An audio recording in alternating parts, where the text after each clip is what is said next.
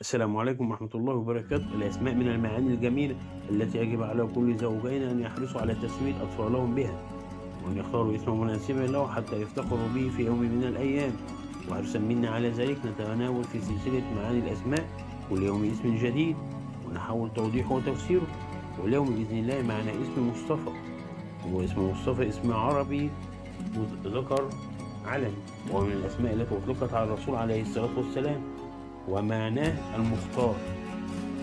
واسم مصطفى برضه غير اللي هو معناه المختار، فهو اسم ليه معاني تانية زي الأخيار، الاختيار، وله صفات طيبة. ده من اسم مصطفى. طب اسم مصطفى ده جاي من ايه؟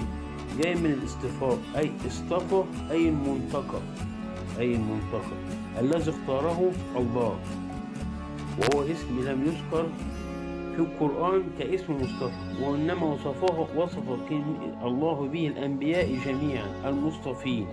يعني مين؟ قال الله تعالى: وإنهم عندنا لمن المصطفين الأخيار.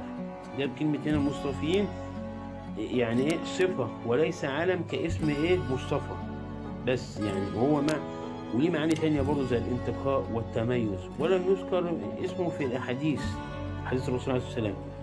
هو اسم من محبوب ومشهور، يعني كفايه هما بيطلقوا عليه درش وديشه والكلام من ده. وده كل ما لدينا في اسم مصطفى. والسلام عليكم ورحمه الله وبركاته.